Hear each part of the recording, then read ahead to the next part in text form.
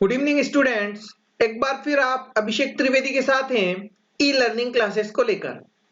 मेरे चैनल को सब्सक्राइब करने के लिए हैशटैग के साथ अभिषेक त्रिवेदी बिना स्पेस के लिखें।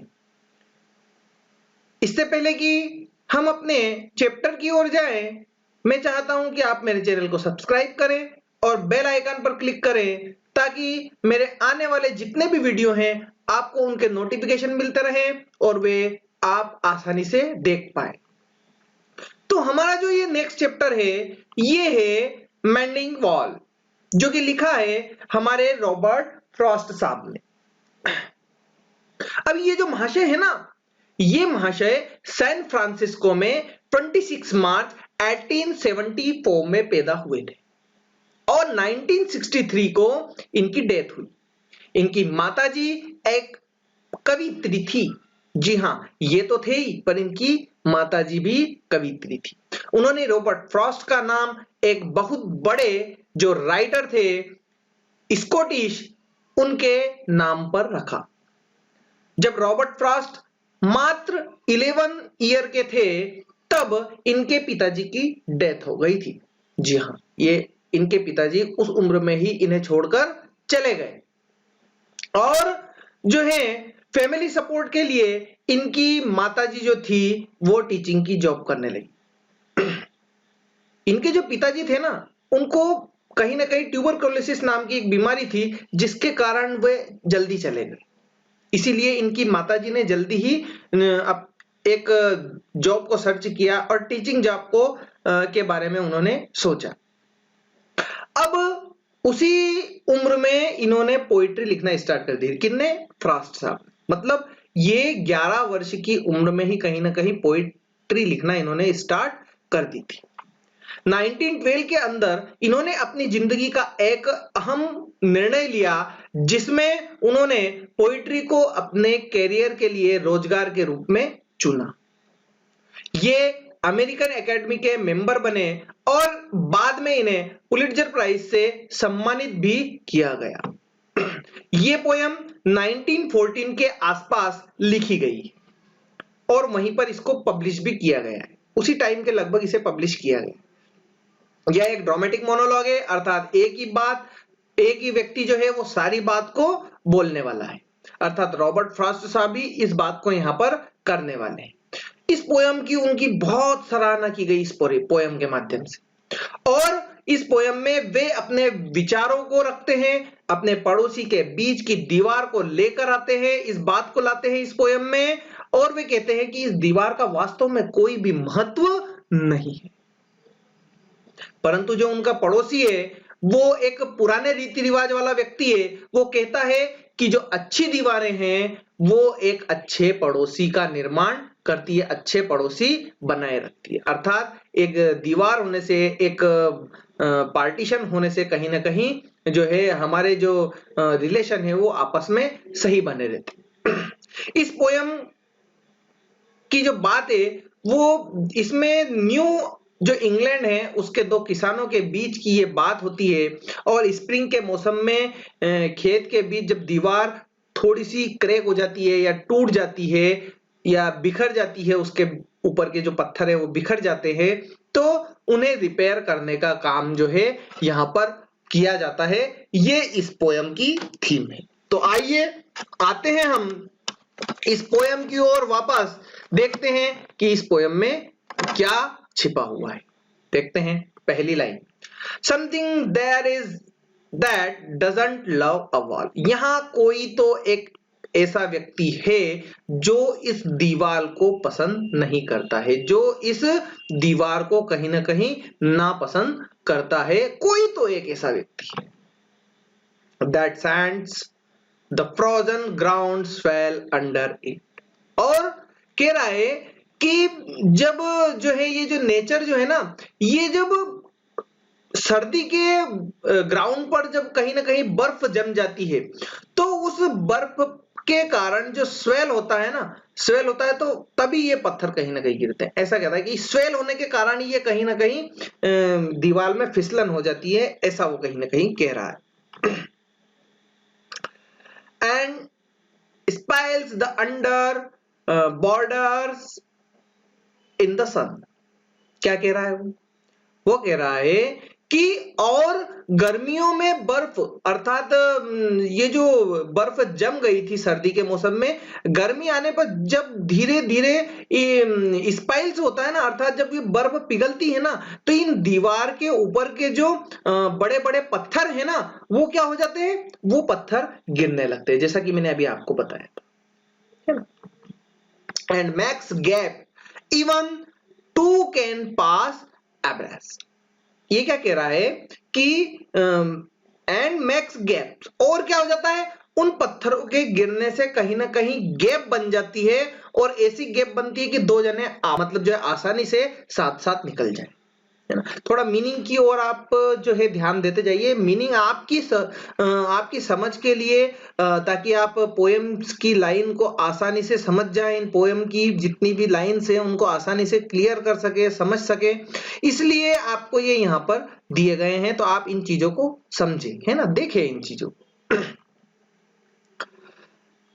क्या कह रहा है, the work of hunters is another thing.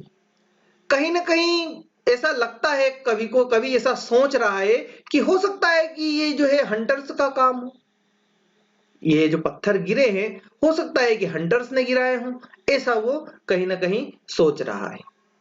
I have come after them and made repair. मैं दीवार के जिस हिस्से को या स्टोन्स को उन्होंने गिराया है, किसने, हंटर्स ने, ऐसा वो सोच रहा है कि जिन पत्थर को उन्होंने गिराया है, मैं खुद उन्हें रिपेयर करता हूं, मैं खुद जाता हूं और खुद उनको जो है सही तरीके से रखने का, उस दीवार को रिपेयर करने का काम मैं करता हूं। लेकिन वास्तव में कवि ये सोच रहा है कि सवाल ये है कि हंटर्स आखिर ऐसा करते क्यों है, ऐसा क्या कारण होगा जो हंटर्स ऐसा करते। Where they have left not one stone on a stone, वहां कहीं ना कहीं जो पत्थर गिरे हुए होते हैं, लेफ्ट नॉट वन, एक भी स्टोन को मैं बचे नहीं रहने देता हूं, हर स्टोन के ऊपर स्टोन को मैं जो है वहां जाकर के उसे अच्छे से रिपेयर करता हूं, जमाता हूं, ऐसा कहीं ना कहीं यहां पर कवि कह रहे हैं। But they would have the rabbit out of hiding. फिर कवि यूं कह रहे हैं कि बात यह है कि इन दीवारों में कहीं ना कहीं क्या है, छोटे छोटे जो खरगोश है ना वो छिप जाते हैं, कहीं ना कहीं गैप में वो खरगोश छिपे हुए रहते हैं, ये यहाँ की जो है खास बात है। To please the yelping dogs the gaps I mean। क्या कहना चाह रहे हैं, वो कहना चाह रहे हैं कि ये जो हंटर्स के जो कुत्ते रहते हैं ना, इन छुपे हुए खरगोश को, अर्थात ये जो गैप कहीं ना कहीं जो बन जाती है ना, उनमें जो खरगोश छिपे हुए रहते हैं ना, उनका क्या करते हैं, ये कहीं ना कहीं उनका जो है उनको खाते हैं, उनका शिकार करते हैं, इसलिए कहीं ना कहीं ये गैप बन जाती है, ऐसा कवि का जो है तात्पर्य यहाँ पर है। No one has seen them, made one heard them made। वो कह रहे हैं कि इन दरारों को न तो कभी किसी ने बनते हुए देखा है, और न ही इनके बनने के बारे में किसी ने कोई चीज सुनी हुई है, ऐसा वो यहां पर कह रहे हैं। और मुझे जहां तक लगता है, कभी ऐसा कह रहा है कि मुझे यहां तक लग रहा है कि हंटर्स ने तो इन्हें, मुझे नहीं लगता है कि बनाया होगा, ऐसा यहां पर एक कवि जो है एक थीम यहां पर रखने का प्रयास कर रहे हैं। But at spring mending time we find them there. परंतु जब भी मेंडिंग का टाइम आता है, इस दीवार को रिपेयर करने का टाइम आता है, कब, स्प्रिंग के समय में, तो मैं जब वहां जाता हूं ना उस समय में, तो मैं ये गैप वहां पर, ये दरार जो है या ये जो बिखरे हुए पत्थर है, ये मैं वहां पर पाता हूं, ऐसा वो कहीं ना कहीं यहां पर कहने का प्रयास हमसे कर रहे हैं। तो यहां पर जो है कवि इन चीजों को जो है हमको बताना चाह रहा है कि कहीं ना कहीं ये जो गैप है ना, ये कैसे बनी हुई है, या कैसा विचार वो करना चाह रहा है, इस चीज को वो यहां पर बता रहा है कि कैसे कैसे कवि अपनी सोच को और आगे बढ़ा रहा है। देखते हैं। I let my neighbour know beyond the hill. मैं जानता हूं। अब क्या कह रहा है कवि, कवि का एक नेबर है और वो कहां है, पहाड़ी के उस पार है, ये वो कहीं बताना चाह रहा है कि मैं जानता हूं कि मेरा नेबर जो है वो है और वो पहाड़ी के उस पार है, ऐसा वो कहीं ना कहीं कह रहा है कि उसका नेबर पहाड़ी के उस ओर रहता है, और स्पीकर और उस नेबर के बीच में ये एक्चुअली कहीं ना कहीं दीवार है, उन दोनों के रहने के बीच में कहीं ना कहीं ये एक दीवार है, ऐसा वो बताने का प्रयास कर रहा है। And on a day we meet to walk the line. और क्या कह रहा है कि जैसे ही स्प्रिंग का सीजन जैसे आ जाता है ना, तो एक दिन क्या करते हैं दोनों जने, एक तो स्पीकर जो पोइट है, एक तो वो, और एक उसका जो नेबर है वो, दोनों क्या करते हैं, दोनों अपने अपने समय को निकाल करके, मतलब अपने अपने बिजी शेड्यूल से समय निकाल करके साइड बाय साइड, एक अपनी साइड से चलता है, दूसरा अपनी साइड से चलता है, और दोनों साइड बाय साइड अपनी ओर से चलते हैं। और क्या करते हैं, जहां जहां उनकी राह में जो पत्थर उनको मिलते हैं, वो अपनी अपनी साइड के पत्थर जो हैं वहां पर सही करते हैं। ऐसा कहने का प्रयास कवि यहां पर कर रहा। And set the wall between us once again. और फिर से उनको जो है पुनः उस दीवार को निर्मित करने का काम, उसको सही करने का काम, वो जो पत्थर गिर गए थे उनको सही करके रखने का काम वो शुरू करते हैं। ऐसा वो कह रहे हैं कि दोनों जो है, दोनों दीवार को वैसे ही कर देते हैं जैसा वो उसको रखना चाहते हैं। We keep the wall between us as we go. हम दोनों का जो है, ये एक बात हम दोनों के बीच में तय है कि जिसके साइड जो पत्थर गिरेगा, हम उस पत्थर को, उस ओर के पत्थर को वो व्यक्ति सही करेगा। ऐसा हम दोनों के बीच में तय है। To each the borders that have fallen to each. अब कवि क्या कह रहा है कि प्रत्येक जो है ना, वो बड़ी मुश्किल से उन गिरे पत्थर को एक एक करके जो है उठाता है और सही करता है। प्रत्येक व्यक्ति, दोनों जो है, दोनों को ये काम है, दोनों उन बड़े बड़े पत्थर को जो है सही करने का काम करते हैं।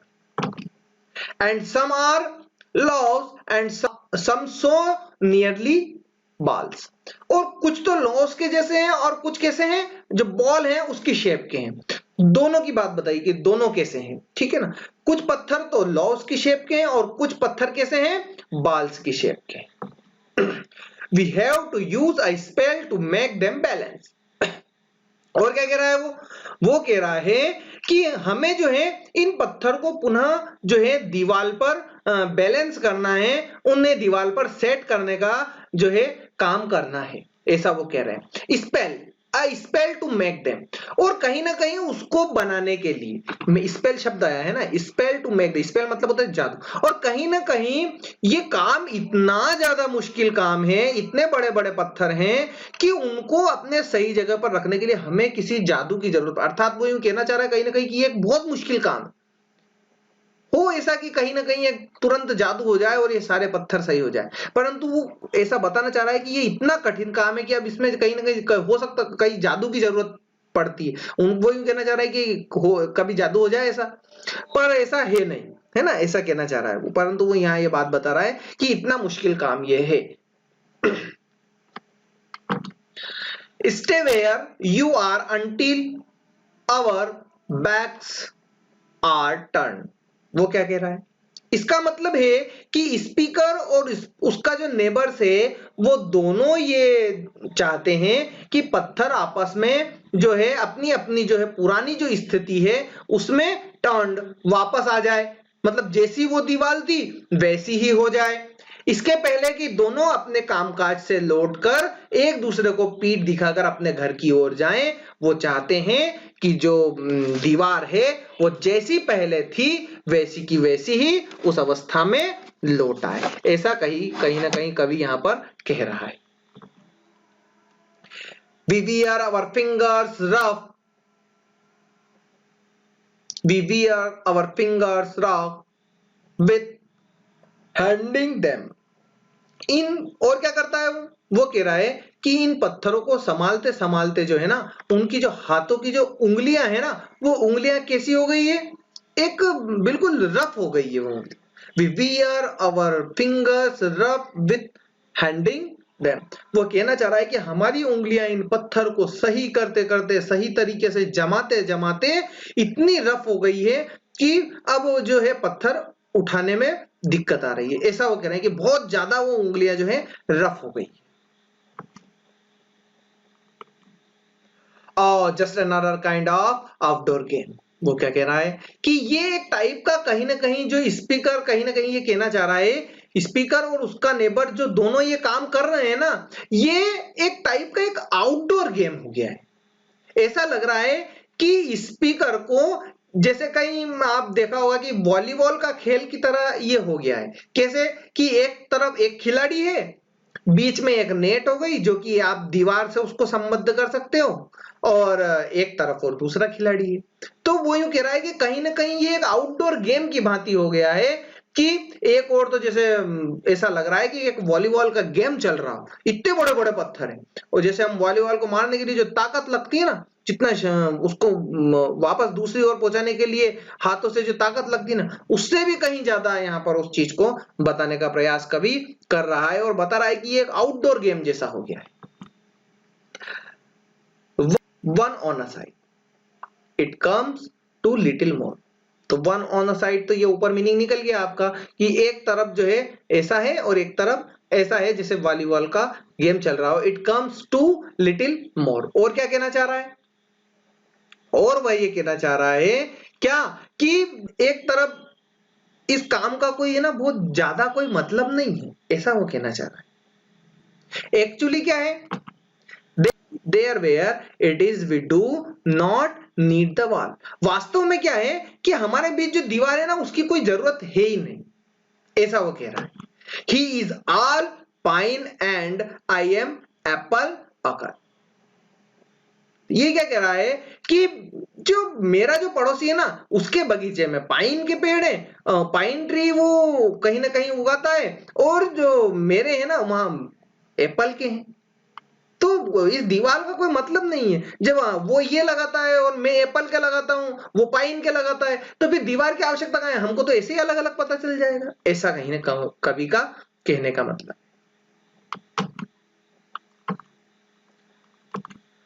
माई Apple trees will never get across. अब ये बहुत मजाकिया ढंग से जो है कवि यहाँ पर इस बात को जो है पेश करने का कोशिश कर रहा है। क्या कह रहा है यहाँ रॉबर्ट फ्रॉस्ट से, यूं समझ लीजिए आपकी एक फनी बात कह रहे हैं, और हमारे बीच में जो ये जो दीवार है ना वो मान लो हट भी जाती है, ठीक है ना। वो कह रहा है कि वो ऐसा तो नहीं है कि मेरे जो एप्पल के पेड़ हैं वो दूसरी ओर चले जाएंगे and eat the cones under his pines, I tell him. वो ये कह रहा है कि वहां जाकर जो मेरे एप्पल के ट्रीज हैं वो नेबर के पाइन्स के कॉर्न्स को कहीं खा तो नहीं लेंगे, कहीं हजम तो नहीं कर जाएंगे। ये बात मैंने उससे कही। ही ओनली सेज, ऐसा अभी जो है ना ये जो चल रहा है ये सब वो सोच रहा है ना, वो मन ही मन अपनी पोयम को गढ़ रहा है। He says only good fans make good neighbours. उसका जो मंतव्य है, उसकी जो सोच है वो ये है कि जो अच्छे जो बाड़ होती है, अच्छी जो बीच में जो दीवार होती है वो अच्छे नेबर्स बनाती है। अर्थात कहीं मतभेद नहीं होता है, कहीं ना कहीं उसका कहने का मतलब ये है कि हमारे बीच में इससे क्या होगा, मतभेद नहीं होगा, ऐसा कहीं कहने का मतलब। Spring is the mischief in me and I wonder. और वो क्या कह रहा है, वो ये कह रहा है क्या, वो ये कह रहा है कि परंतु स्पीकर की व्यथा क्या है, स्पीकर को प्रॉब्लम क्या है इस चीज से। तो स्पीकर को बस इतनी सी दिक्कत आ रही है कि स्प्रिंग के जो सीजन में कवि जो है ना हमेशा उसके लिए क्या रहता है, बहुत स्प्रिंग का सीजन बुरा रहता है। ऐसा कवि कहीं ना कहीं ये हमको बताना चाह रहा है कि मेरे लिए स्प्रिंग का सीजन बहुत बुरा रहता है। I wonder if I could put a nation in his head. क्या कह रहा है वो, और वह अर्थात कवि के मन में यह एक आश्चर्य है।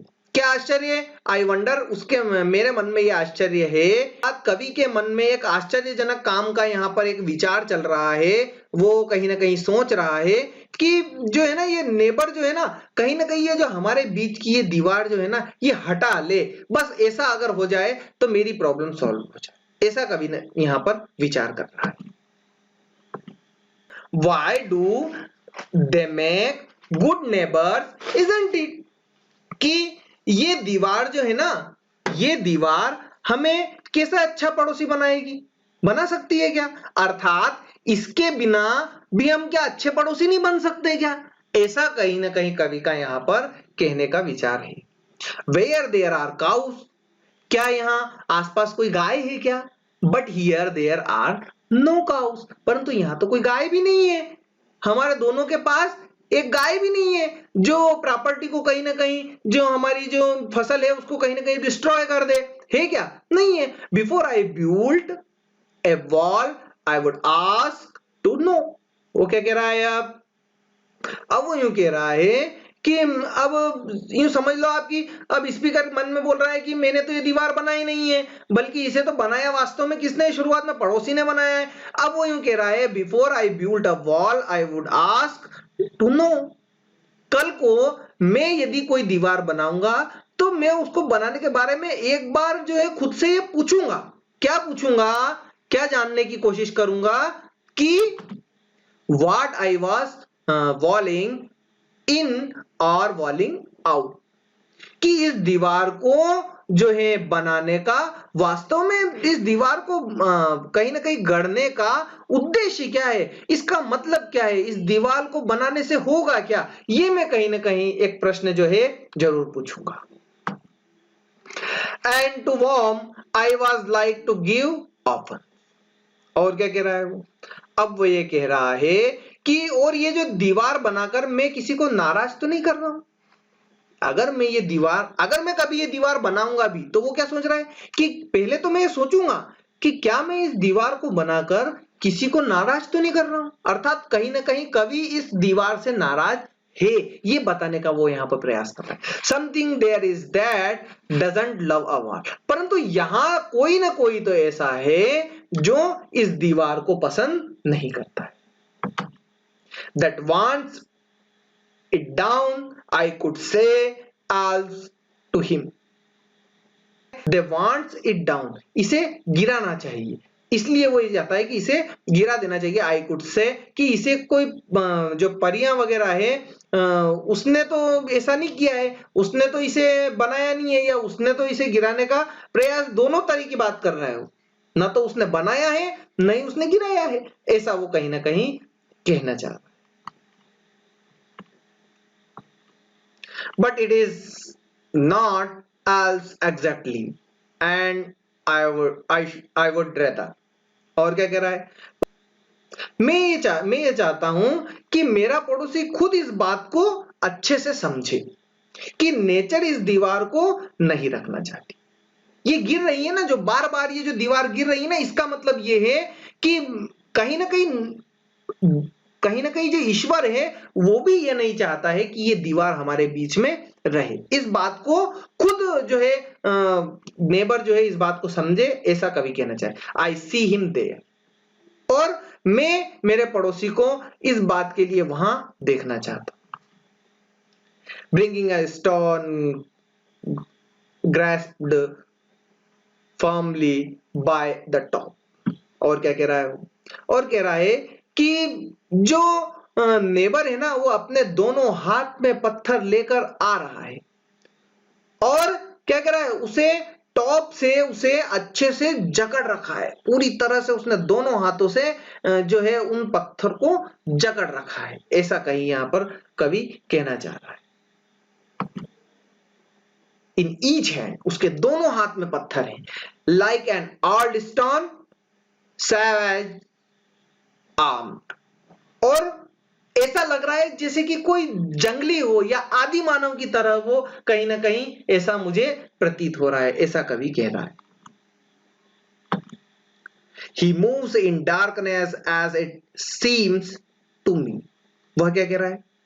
वह कह रहा है it moves in darkness as it seems to me। Speaker बहुत गहरी और महत्वपूर्ण बात यहां पर कर रहा है कि मेरे पड़ोसी के अंदर एक डार्कनेस है जो मुझे कहीं ना कहीं महसूस हो रही है, ऐसा कवि कह रहा है कि उसके अंदर एक कहीं ना कहीं काला पक्ष है। Not of woods only and the shade of tree. ये जो डार्कनेस है ना, ये जो बुराई है ना, ये क्या कह रहा है वो, कि ये डार्कनेस अर्थात एक छांव भी कह सकते हैं कि ये जो डार्कनेस है ये एक शेड नहीं है जो कह सकते हैं आप वृक्ष की हो, ऐसा उसके मन में विचार आ रहा है और ये बताने का प्रयास कर रहा है कि ये डार्कनेस किसी वृक्ष की नहीं है, तो किसकी है? ये डार्कनेस जो है ना, ये कह रहा है कि ये उसके मन की डार्कनेस है, उसके मन में ये जो है ख्याल ऐसे हैं। He will not go behind his father's saying. और ये जो बात है ना, ये जो फिजूल की जो बात है ना, ये खिलाफ बिल्कुल नहीं जाएगा, ये उस बात के बिल्कुल भी खिलाफ नहीं जाएगा जो उसके पिताजी ने उससे कही थी। मतलब उसके पिताजी की बात की वो यहां पर अवहेलना बिल्कुल नहीं करेगा जो उसके पिताजी ने उससे कही थी। And he likes having thought of it so well. और क्या कह रहा है? और वो उसके पिता द्वारा कही हुई बात को पसंद भी करता है, बहुत ज्यादा उसे लाइक भी करता है, उनकी सोच को वो कहीं ना कहीं उतना ही अच्छा समझता है, जितनी अच्छे से उन्होंने वो बात कही थी उतना ही अच्छा उस बात को भी मानता है। He says again, good fans make good neighbors. और उनके पिताजी ने क्या बात कही थी? मैं कितना भी क्यों ना समझा लूं, क्या कह रहा है वो? कितना ही क्यों ना समझा लूं, वह बार बार इस बात को दोहराएगा जो उसके पिताजी ने उससे कही थी, और बाद में वापस से पोइट रिपीट करके कह रहा है कि उसके पिताजी ने क्या कहा था? Good fans make good neighbours. उसके पिताजी ने वही रूढ़िवादी वाली बात कही थी, क्या? कि जो अच्छी दीवारें हैं वो अच्छे पड़ोसी होने के माध्यम है, कहीं ना कहीं उस अच्छे पड़ोसी होने का कोई माध्यम अच्छी दीवारें होती है, ऐसा वो कह रहा है कि अच्छी दीवारें बनने से, अच्छी एक बीच में दीवार बना देने से हमारे जो पड़ोसी के जो संबंध है वो अच्छे बने रहते हैं, ऐसा कहीं कहने का प्रयास वो कर रहा है। धन्यवाद दोस्तों, एक बार फिर मेरे चैनल को सब्सक्राइब कीजिए, बेल आइकन को दबाइए ताकि मेरे आने वाले सारे वीडियो आपको प्राप्त हो सके। धन्यवाद, धन्यवाद, धन्यवाद।